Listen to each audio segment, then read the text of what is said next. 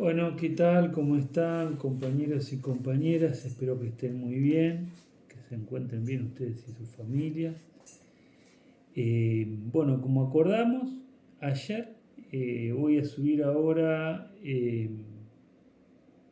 un- una nueva actividad y también un nuevo tema que lo voy a desarrollar en parte en contraposición o comparando, yendo y viniendo, con el tema anterior que estuvimos trabajando, que básicamente es el tema de la modernidad. ¿Sí? Hasta acá estuvimos discutiendo las características fundamentales de la sociedad moderna o de la modernidad, eh, que no es más ni menos que ese capitalismo industrial que triunfa en Europa, se afianza en Europa y luego se expande al resto del mundo.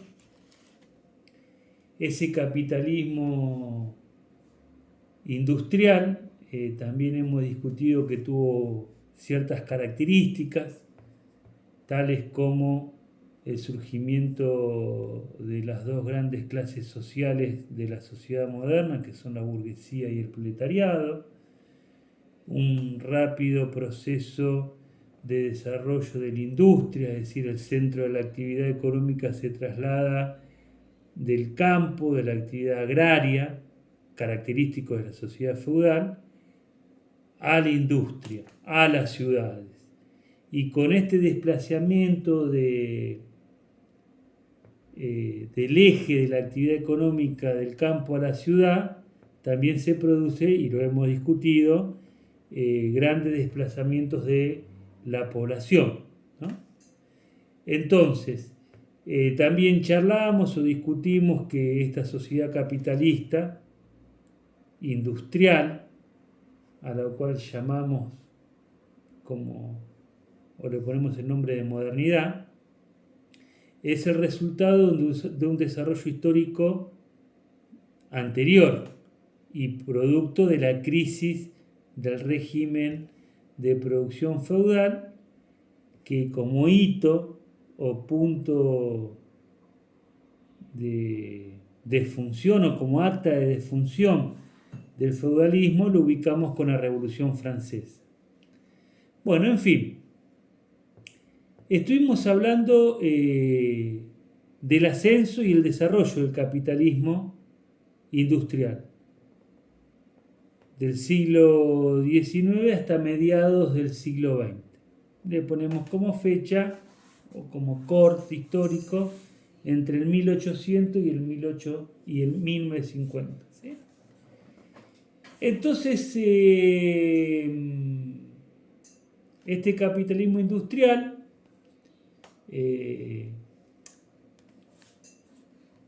entre las muchas características, tenemos que detenernos en un punto, que hasta el momento no nos hemos detenido y que lo hemos mencionado y trabajado con otras características del capitalismo industrial o del ascenso de la modernidad, pero no lo trabajamos en profundidad. Y me refiero a lo que ustedes en algún momento han escrito en los trabajos que han presentado con el nombre de ilustración o el siglo de las luces. Y también la ilustración, la llamada ilustración, que fue un movimiento cultural, político y social de reacción o de oposición a la cultura dominante propia de la sociedad feudal. Recuerden que la sociedad feudal se llamaba, o algunos historiadores la llamaban, el medioevo o el oscurantismo, ¿sí? O la edad oscura. Entonces si uno dice, che, ¿qué pasa en la edad oscura? Bueno, en la edad oscura no se ve nada. Y si yo uso la palabra iluminismo, para referirme al proceso cultural, político, que se viene desarrollando y que viene desarrollando la burguesía en ascenso en el feudalismo, ese proceso de desarrollo cultural está en oposición al oscurantismo. ¿Se entiende la idea? Es decir, el medioevo era el oscurantismo, la sociedad feudal era el oscurantismo. Lo nuevo que estaban haciendo, que es la sociedad capitalista o el capitalismo industrial, esto nuevo que estaban haciendo venía con el iluminismo, que está en oposición al oscurantismo. Y el iluminismo, que tiene un fuerte desarrollo, o sobre el cual se asienta y se desarrolla el pensamiento científico, es un desarrollo cultural e ideológico de la burguesía que empieza a cuestionar, ¿sí?, todo lo conocido y todo lo dado y la cultura dominante del medioevo. ¿Sí? Por ejemplo, ¿qué cuestiona el siglo de las luces o el iluminismo? Ejes ideológicos fundamentales del feudalismo, como por ejemplo la creación. ¿De dónde venimos? Bueno, hay que agarrar la Biblia, capítulo 1, Génesis, dirían las clases dominantes de la sociedad feudal, para saber de dónde venimos. La burguesía, que estaba interesada en subvertir ese orden económico y social, o sea, el feudalismo, se apoya en todo un desarrollo cultural que promueve el conocimiento científico para disputar a las clases dominantes del feudalismo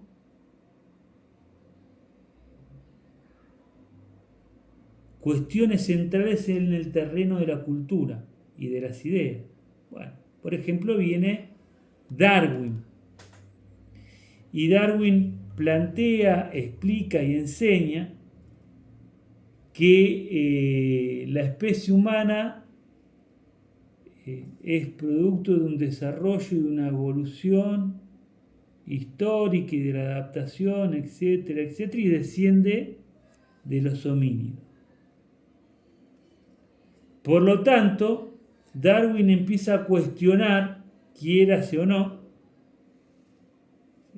ciertos dogmas culturales, políticos y sociales del medioevo.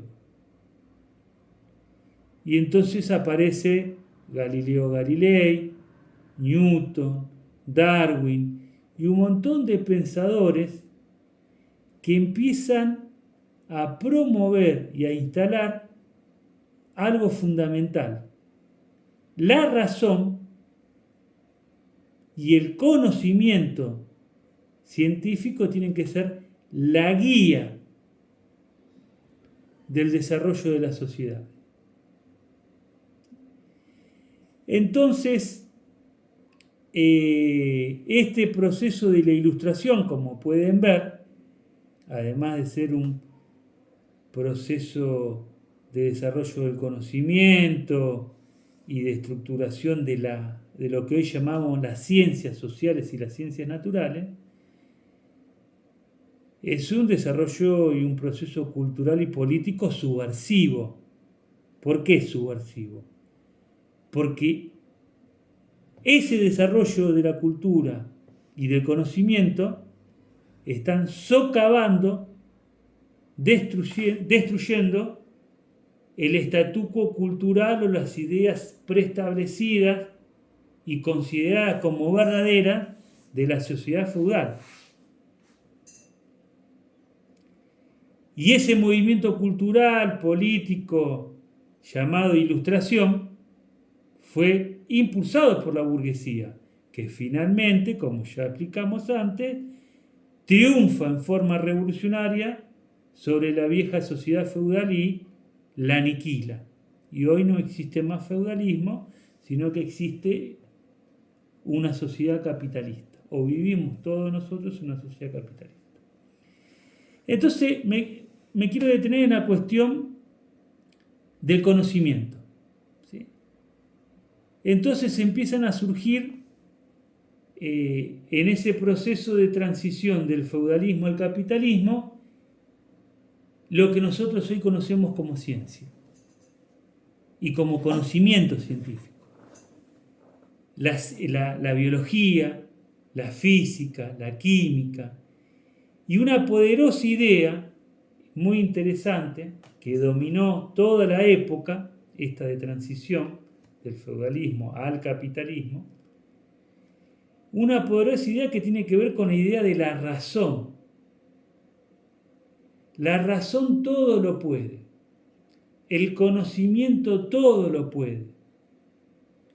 Y si el ser humano tiene esa capacidad, ¿sí?, que es la de pensar, razonar y poder conocer, el ser humano tiene la posibilidad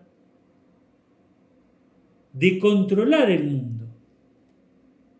Y en un primer momento, este gran desarrollo del conocimiento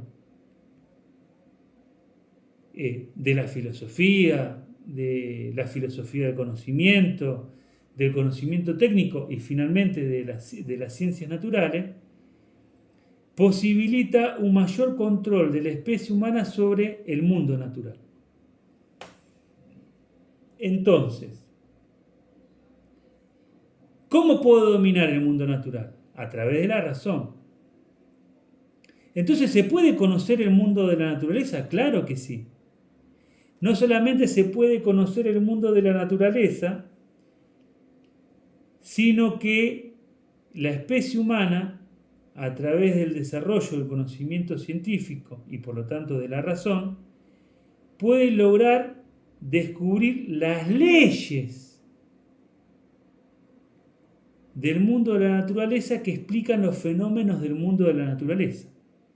Y si yo logro conocer, o la especie humana logra conocer las leyes de la naturaleza, la especie humana puede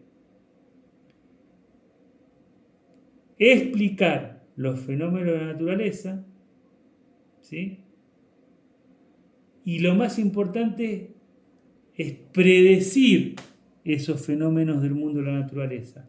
Y si yo puedo predecir los fenómenos del mundo de la naturaleza a través del conocimiento científico, también puedo lograr su modificación. A ver si nos entendemos. Frankenstein, ¿no? ¿Vieron la película? Seguramente la vieron. Frankenstein era un muerto, una persona que estaba muerta. Y un científico, estos científicos que produjeron el proceso de la Ilustración o el siglo de las luces, ¿sí?, logró conocer el fenómeno y las leyes que rigen la vida y la muerte. Y por lo tanto, miren qué interesante, el hombre crea al hombre. El hombre puede revivir al hombre. Fíjense que si esto es así, sacamos de eje o sacamos o corremos del camino a la religión, a la idea de un Dios todopoderoso, creador del cielo, de la tierra y de los seres humanos y qué sé yo, qué sé cuánto. En Frankenstein, en esa película, ¿quién es Dios? El hombre, que logró descubrir los secretos de la naturaleza, las leyes que rigen el movimiento de la naturaleza, y ya no solamente domina a la naturaleza, sino domina a la vida y la muerte. porque puede revivir un muerto, le puede dar vida. Bueno, esto, o sea, esta idea del desarrollo de la razón y del conocimiento, acompañó fuertemente el movimiento revolucionario que encabeza la burguesía y que finalmente desemboca en el fin del feudalismo y en el nacimiento, insisto, de la sociedad capitalista moderna.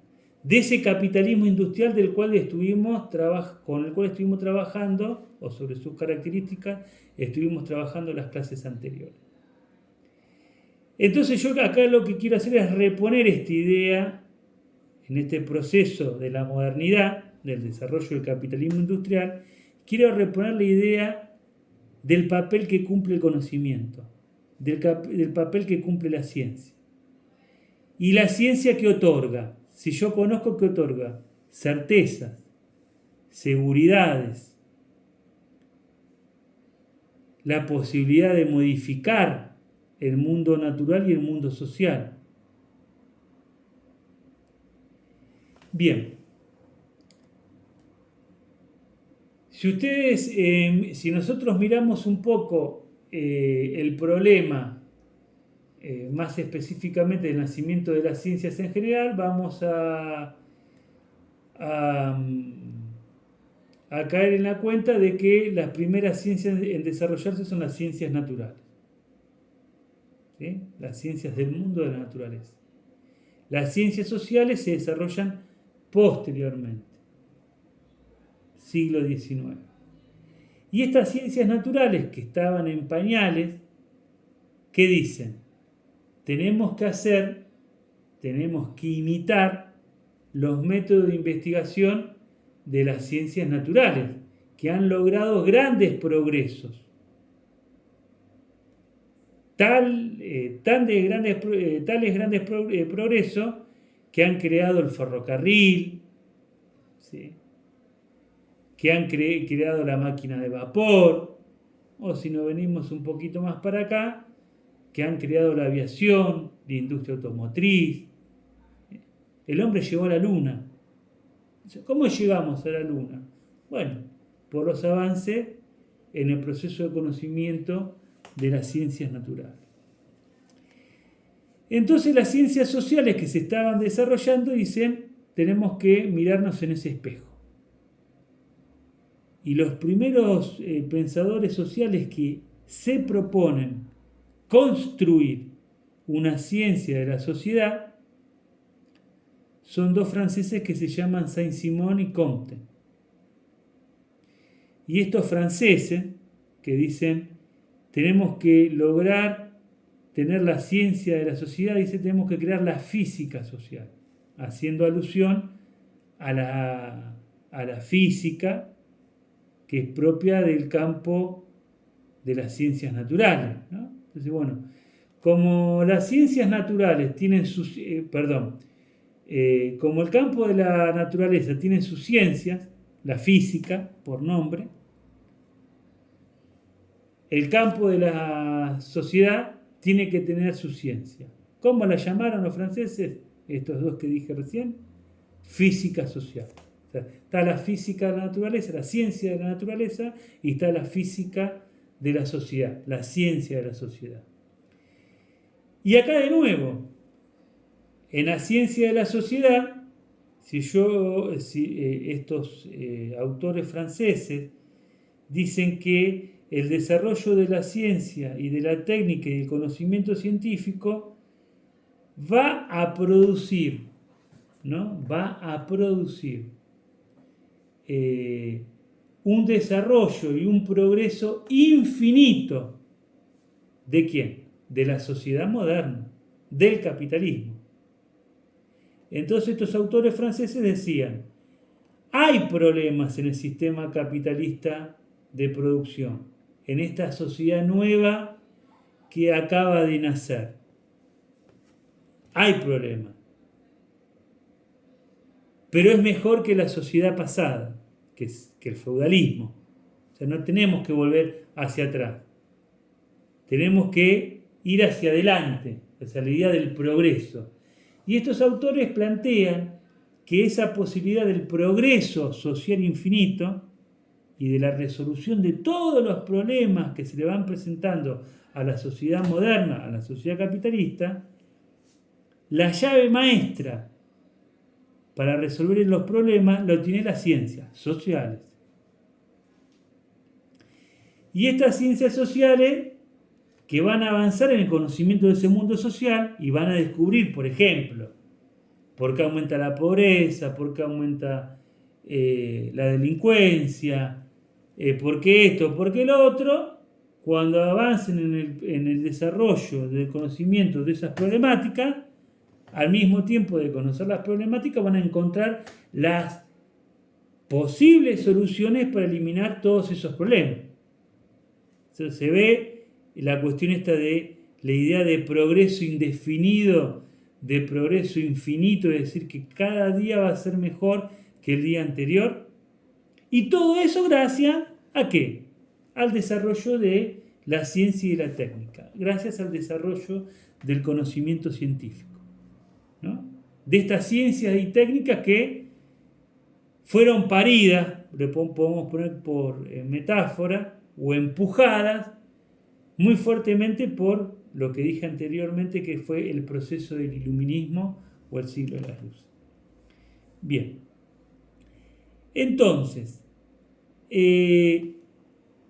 vinculando esto que estamos planteando con lo trabajado por ustedes del capítulo de sábado, que el cuento lo tengo acá, que ustedes lo pueden rever, ¿sí? Y lo pueden releer también, El paraíso mecanizado, ¿sí? Entonces, la sociedad, ¿no? ¿Qué sería el paraíso mecanizado? Está todo controlado, todos los problemas que van surgiendo se pueden estudiar científicamente y con el apoyo de la ciencia y la técnica podemos ir superando todos esos problemas. Bien. Esa es una posición cultural, ¿sí? Y una fe ciega que se ha desarrollado durante todo lo que se llama la modernidad o el desarrollo del capitalismo industrial, desde el 1800 al 1950. ¿Cómo terminó esto? O sea, ¿o con qué nos encontramos en ese desarrollo del capitalismo industrial? En donde la ciencia venía a resolver todos los problemas sociales que se le iban presentando a este sistema capitalista. ¿Con qué nos encontramos en cierto momento de ese desarrollo? Por ejemplo, nos encontramos con 2 guerras mundiales. 2, en las cuales se masacraron 60 millones de personas. Y nos encontramos con 2 guerras mundiales en las cuales los hombres se mataban entre sí y en donde la ciencia, el conocimiento científico que venía a resolver los problemas de la humanidad y que venía a dotar a la sociedad capitalista moderna de un desarrollo indefinido, esa ciencia fue la base del desarrollo de toda la industria armamentista que sirvió para la masacre o para el enfrentamiento entre los hombres y la destrucción de Europa, etcétera, etcétera, etcétera, etcétera. Entonces, esto que se conoce como posmodernidad, ¿sí? Que se conoce como posmodernidad y que vamos a empezar a trabajar a partir de hoy, surge como un movimiento de reacción y de rechazo a la modernidad. Es decir, creo que no le encontraron mejor nombre para explicar cuáles son los cambios de ese capitalismo industrial. Y dijeron, bueno, si lo anterior es la modernidad, esto lo llamamos posmodernidad. Y esta posmodernidad, con relación a esta cuestión del conocimiento científico, de la verdad, de las certezas, porque recuerden que los científicos que dicen, yo puedo conocer el mundo, tanto natural y social. Hay una realidad fuera del sujeto que intenta conocer ese mundo. Y ese sujeto puede conocer objetivamente ese mundo. Y si lo puede conocer objetivamente, lo puede manipular. Porque conociendo cómo funcionan los fenómenos, tengo la llave maestra para la solución de los fenómenos. Bueno, todo esto se derrumba. Y surge un movimiento, en un principio de características culturales, políticas, que empieza a cuestionar la ciencia y el conocimiento científico. ¿Sí? Y a partir de ahí se pone en el centro del análisis, y es objeto de crítica y análisis, la propia idea de ciencia, de la posibilidad de conocer el mundo natural y el mundo social, y la propia idea de la verdad, ¿no? Si podemos o no podemos conocer la verdad. Entonces, en el campo cultural, en el campo del conocimiento, esta reacción contra la modernidad científica, técnica, se conoce como posmodernidad. Pero el término posmodernidad involucra muchas más cuestiones o aspectos que esta crítica al papel de la ciencia, que esta crítica a la posibilidad de la ciencia de conocer el mundo natural y social, y que esta crítica a las certezas, ¿sí? a los pronósticos, al papel que le asigna a la sociedad el conocimiento científico. Bueno, acá estoy mirando el manual que les compartí. Ustedes van a encontrar que estos términos de modernidad y posmodernidad, ¿sí? Están relacionados o aparecen en el texto como modernidad sólida, ¿sí? Que sería la modernidad seca, y como la modernidad líquida, que sería la posmodernidad. Y van a notar que en el intento de tratar de determinar a qué se llama posmodernidad, todo el tiempo el texto está haciendo referencia a lo que hicimos recién nosotros. Está haciendo referencia a la Ilustración, al siglo de las luces, al desarrollo del capitalismo industrial, a la expansión de ese capitalismo industrial y el papel que juega o que jugó, y para mí sigue jugando, el desarrollo científico-tecnológico en esa fase de desarrollo capitalista. Entonces, vamos a detenernos acá. Yo les voy a compartir una guía con 2 preguntas muy simples para introducirnos y meternos y para empezar a trabajar con esta idea o con este concepto de posmodernidad y de qué cambios culturales, políticos, económicos y sociales se están produciendo en el capitalismo de hoy, que lo hacen diferente al capitalismo o al desarrollo del capitalismo hasta 1950. Nunca perdamos de vista esa cuestión, más allá del término de posmodernidad. lo que vamos a empezar a ver es, bueno, che, ese capitalismo, con esas características, ese capitalismo que se afianza, se consolida y se expande desde 1800 hasta 1950 por todo el mundo. Bueno, las características económicas, políticas y sobre el capitalismo cambiaron. Bueno, ¿y cuáles son esos cambios? Bueno, y ahí entramos en esta cuestión de la posmodernidad. Y vamos a empezar a abordar los cambios con relación, o una parte de esos cambios, o vamos a mirar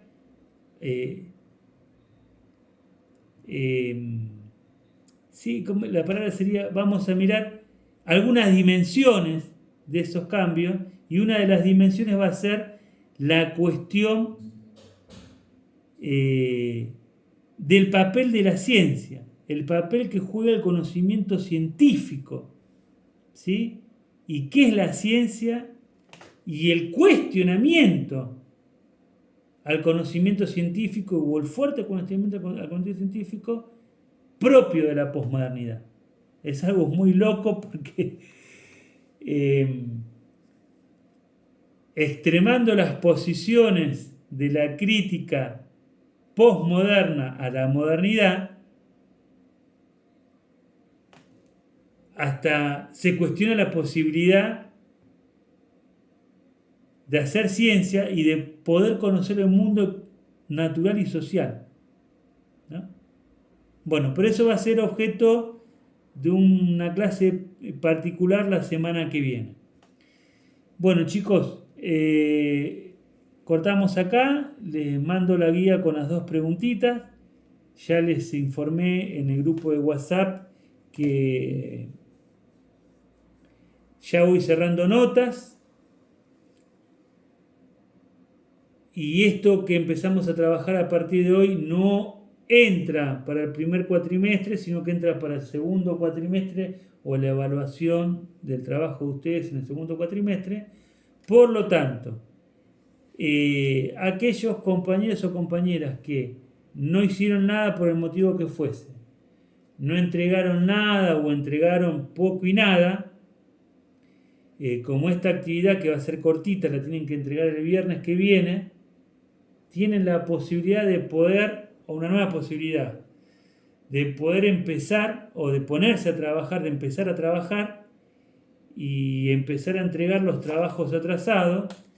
Y no digo que si los empiezan a entregar va a cambiar radicalmente la situación de la calificación del primer cuatrimestre, pero los dejaría en mejor posición para que en el segundo cuatrimestre, si trabajan bien,